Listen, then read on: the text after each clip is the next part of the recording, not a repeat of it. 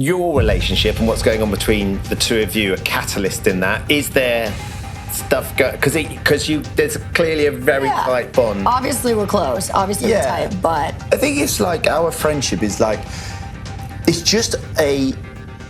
hard to explain. It's just a really strong bond. I'm not lesbian, I'm queer. You are? And I think that's really cool. You are? I'm switching letters! You're queer, Ben. You are cute. Nick doesn't even put me in business class. Yeah. You putting your ex in business class? No, I did not. I was straight up. I was like, look, you posted the video again. You didn't give any context. Like, I don't feel comfortable asking my team to do that right now. Like, it's a mess. So, we're back to talking about Jojo Siwa, and this time it's about her long-running pattern of cheating. OMG, how have we not talked about this before? The way she blindsided Kath on national television shouldn't even be surprising at this point. It's practically her signature move. And now Kath has laid it all out right from the very beginning, but before we dive into Jojo's disturbing dating history and pattern of abuse, let's talk about her and Kath and then compare Kath's experience to Jojo's former partners. Once you see the pattern, you'll be more than convinced that she low-key hated Kath. Let's get into it. If I stay longer than 4 days, you won't be gay anymore. I'll tie you up. You can't say that, Mickey. Have a good cry, because that's you getting a bit of your anger and frustration out as well. I was told that there are confused feelings there. Do with that what you will. And that they had realized in the house that I wasn't the person that they wanted. Trust me, I tried to ignore Jojo. I really did. But nope, she just had to go and pop out the clown car one more time and jump straight into the Vial files, giving us drama we didn't even ask for, but are absolutely here for. Now, instead of owning up to any of her mess, Jojo really sat up there with Nick Vial and his wife, who, if we're being honest, were basically her emotional cheerleaders, and played the I'm the misunderstood victim card like her life depended on it. Like, girl, the only thing more rehearsed than that podcast episode was her dance routines. So Jojo is on this Big Brother press tour or whatever, and while most of us were just trying to recover from her cringe behavior in the house, she decided to double down and make it even worse. According to her ex, Katie, aka Kath, is the one being messy and misleading by even suggesting that Jojo and fellow castmate Chris Hughes had anything romantic going on.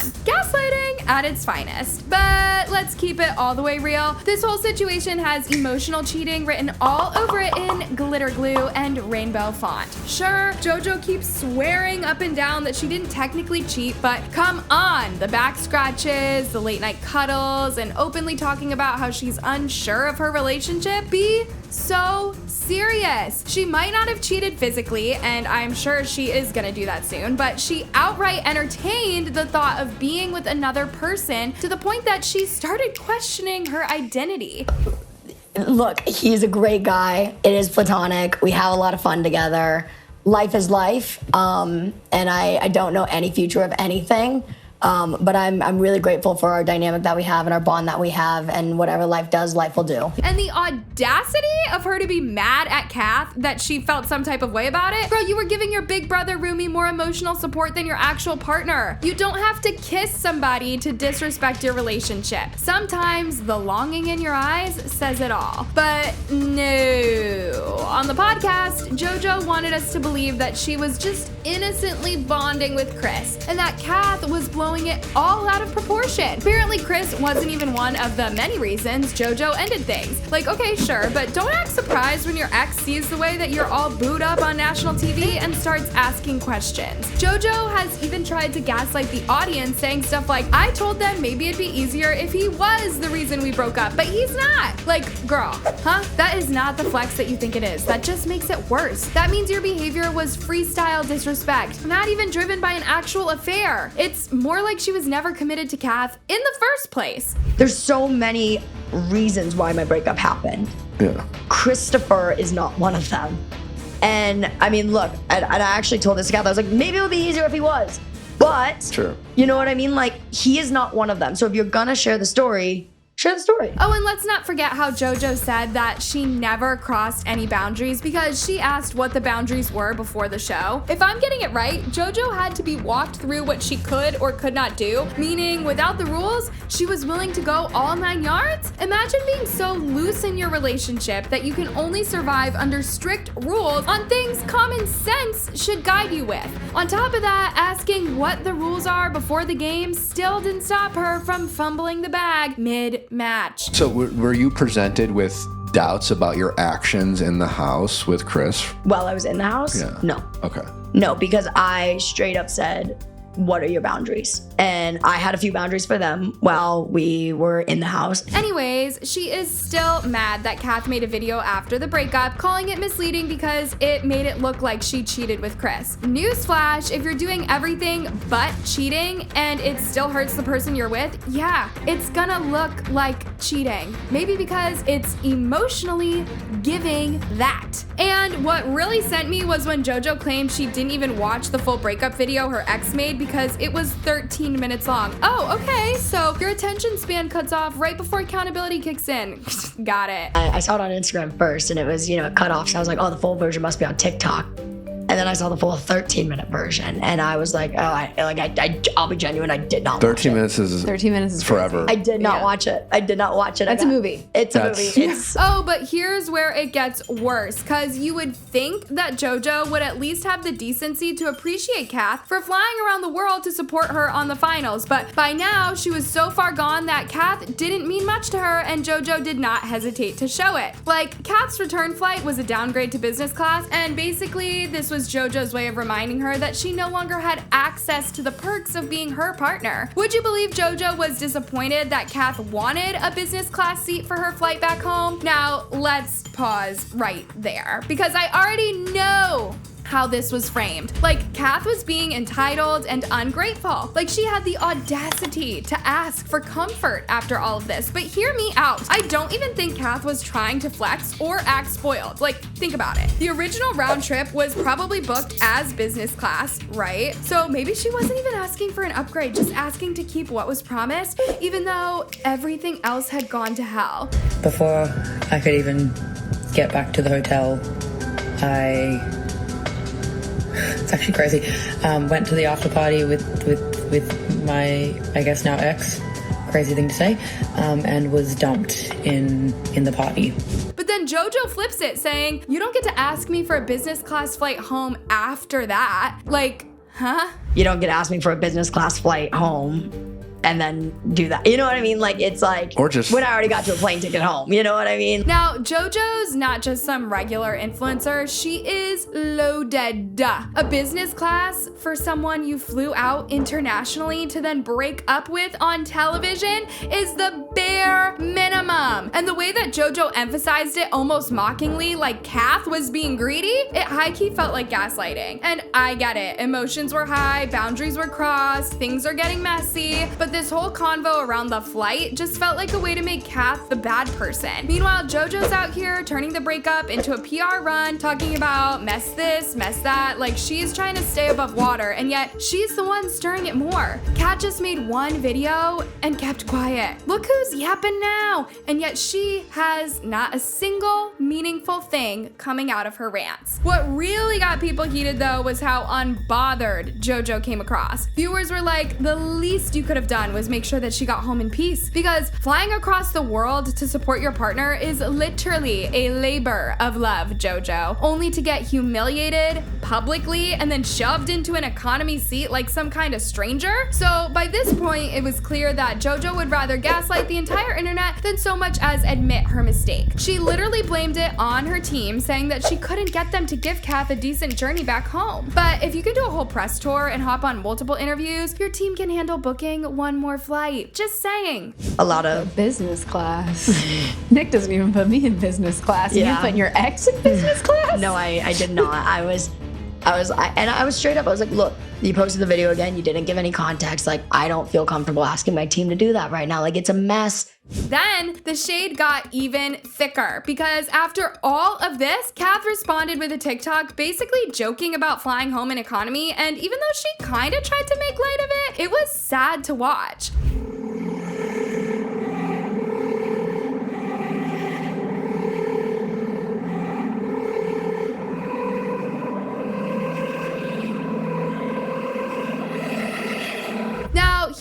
where it gets even messier. Jojo said Kath was gonna post a follow-up video to explain the breakup from their side, but suddenly that video never dropped. Why? Because Jojo went on a morning show with Chris, yes, the same Chris, and then started dropping not-so-subtle hints that while they're just friends now, you never know what could happen in the future. I also was going on a morning show the next day with Chris, and we were going to shut the Jojo and Chris rumors down, and we were going to say we're friends. And I also was sure to say, like, look, life is life. You never know where life's going to take you, but I can tell you today, right now, Chris and I are friends. We have a great special bond, but we are friends. You just told your ex that you would keep things respectful. You promised privacy, and then you hop on air with your new boo turned bestie and say that? That is just too much up and down. Even if Kath was willing to do a follow-up video, totally makes sense that she decided against it. How much more shame could she bear? Like, how do you clarify a breakup when the other party is already hinting at moving on before the full story is even out? This whole thing has spiraled from a breakup to a public blame game, and the sad part is that Jojo's narrative is the one going viral. She's out here talking on every platform while Kath just stays mostly quiet. The thing is, Jojo keeps reopening wounds while pretending to clean them, something straight out of a narcissist playbook. Bottom line, Jojo Siwa insists that she was not a bad girl and she did not do some bad things.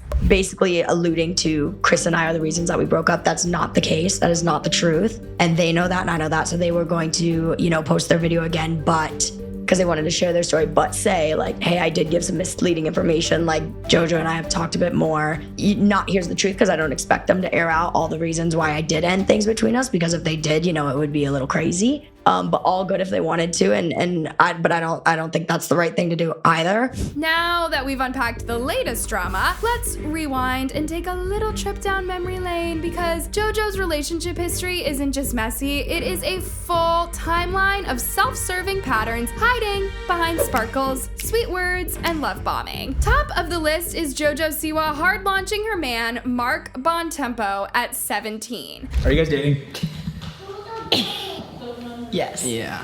What? Okay, this is just crazy. Mark and I are boyfriend and girlfriend. Yeah. See, one thing about JoJo is that she'll have all the kind and glowing words for you until she's done with you. And then suddenly you're just a breathing thing. He's amazing, and I couldn't have imagined anyone better. But literally 3 months later, Mark was no longer amazing, so JoJo broke it off and walked. Now here is where it gets interesting. When her fans started bashing Mark after the breakout, JoJo boldly came out in a statement saying, Mark doesn't deserve hateful things like this, Siwa wrote on Instagram, defending her recent ex. He deserves to have people support him. You have no idea about Mark and I's relationship, how much fun it was, how happy we both were, and how happy we both are. We decided it's best for us not to be in a relationship, that's all. Now, why do I say this is interesting? Because somehow, 17-year-old JoJo was more reasonable and knew better than to drag her ex through the mud without second thoughts, as she's currently doing with Kathy. What changed, JoJo? Don't get it twisted though. On the surface, it might read as sweet, mature even. But notice how even early on, JoJo would center herself as the spokesperson of the relationship even after it ended. She positions herself as the one doing the explaining, the one holding the narrative, while Mark fades into the background like just another footnote. It's giving, I decided what this story is, not we broke up and I respect his privacy. A subtle but classic move when control is the priority. But that could pretty much be the most drama-free relationship, because it's all downhill from here. Next on the list was Kylie Prill. JoJo met Kylie on a cruise in 2020, and by February 2021, here's how she described her. The most amazing, wonderful, perfect, most beautiful girlfriend in the whole world. Not gonna lie, Kylie played a huge part in JoJo's coming out journey, as she was JoJo's first public girlfriend. Then, in true JoJo fashion, things escalated quick. They moved in together, the love bombing, PDA, but Kylie didn't stay amazing and wonderful for long. Barely 7 months in, it was over, and JoJo was off to a new adventure. And as the official spokesperson of all her relationships, she went public explaining how moving in was a mistake and they tried to rekindle it, but even that didn't last because Jojo still didn't find any new amazing thing about Kylie. Now, Jojo says they're good friends and talk all the time, but considering how things ended, is it just another one of Jojo's PR-friendly translations for "we're not beefing, but I'm still the victim"? Moving swiftly, we have Katie Mills next in line. By March 2022, Jojo was back on the mic, telling the world on Rachel Uncensored that she was off the market and living her best loyal lady life. She made it sound like she'd done her rounds, learned her lessons, and finally bagged someone worth the effort. TikTok creator Katie Mills. But spoiler alert, it didn't take long before the cracks showed. Fast forward to March 2023 and Jojo suddenly dropped several cryptic videos accusing Katie of love bombing and using her for clout chasing. By now, Jojo was so used to controlling the narrative, but Katie wasn't ready to go down without a fight. Not after being accused of love bombing. You hold a lot of power, you and your platform. How can you tell someone that you loved them and then ghost them the next day and then post all over the internet that we're clout chasers and love bombers? I don't get it. And anytime I posted something, I asked for your permission first. And I have the text receipts to prove it, so don't come at me with saying that we were clout chasers. So when you're dating Jojo, your content must be approved before posting them. Literally the same way she instructed Kath to create another breakup story that made her look good. Crazy! Next on the list was Avery Cyrus. This one was loud, fast, and honestly low-key chaotic. Jojo and TikToker Avery Cyrus made it official in September 2022, hard launching their relationship at none other than Disney World because, of course, it was all super public, super cuddly, and super short-lived. By their 12-day anniversary, Jojo was already gushing about how Avery made her feel so good and how their personalities just mashed perfectly. But by December, that mash turned to mush real quick. Avery confirmed the breakup, saying it was mutual and that they were still on good terms, but Jojo went on a full-on vent, saying, "I got tricked into being told I was loved. I got played." Like, whoa. Why are you mad? Why are you mad? Because I got used. For what? For views. Aww. And for clout. And I got tricked into being told that I was loved. Meanwhile, Avery kept it classy, saying the love was real on her end, but the streets started whispering, especially after Avery got back with her ex right after. And to make things even messier, there's speculation Jojo wasn't exactly loyal during the relationship either. It's giving tit for tat, but Jojo is still trying to wear the victim crown. Me and my girlfriend at the time were at this concert, and then her ex shows up. I didn't really think anything of it until the next morning when my girlfriend at the time was like, "I think I should text my ex and let her know that there's no bad blood between us." Like, what? I'm working on her computer, and then text messages pop up and she's downstairs. Turns out she sent more messages, something along the lines of, "Oh, I still have the thing you gave me when we first met." And the ex's response, keep in mind she had a girlfriend at the time, was the pet name that they used to call each other, and, "Oh, I still have that too, and I also have the ring that you gave me." Things got real cute real fast when Jojo linked up with Dakayla, aka Day Wilson, the runner-up from So You Think You Can Dance season 18. As standard procedure, Jojo didn't waste time hiding this one. In August 2024, she hard-launched their relationship in a TikTok calling herself the all-star assistant during dance class. So I have a girlfriend. Fans were obsessed, and Jojo was clearly all in, dropping 30K on Daya's 19th birthday in Hawaii, and even saying that they were madly in love and planning to have triplets. Yeah, she wasn't playing. We had a conversation. This was like right before we were like serious. And I was like, "Look, I do want you to know, like, I really am falling for you." I was like, "But I also want you to know, like, I have a super strong maternal instinct and I really want kids and I want to do young life with kids." But just as it all started, it ended. By November, barely 3 months in, Jojo casually revealed that they had gone their separate ways, stressing that there was no drama and that Daya was still an amazing girl. No IG post, no messy back and forth, just a sudden, clean break. And fans were left stunned, especially since Jojo had been posting kissy pics and gushing in interviews just weeks ex before. As long as she controls the narrative, all good. And then Jojo found herself in Kath's arms, and 4 months later, we can all see how that turned out, while at the same time also identifying as queer after a few snuggles and back scratches with Chris Hughes. Jojo's dating history has become so predictable at this point that fans are saying even if she does end up with Chris, it's gonna last about 5 months tops before Jojo's holding a microphone, spilling the tea on why it fell apart. Yeah, that need to shift blame and her main character energy are definitely her undoing. Anyways, I'm curious what you think about all of this. Was Jojo being petty, or was she just protecting her peace? And do you think once a cheater, always a cheater? Should Kath have gotten that business class flight, or was it out of line to ask? Let me know your thoughts in the comments. I love you guys so much, and I'll see you in the next video. Bye!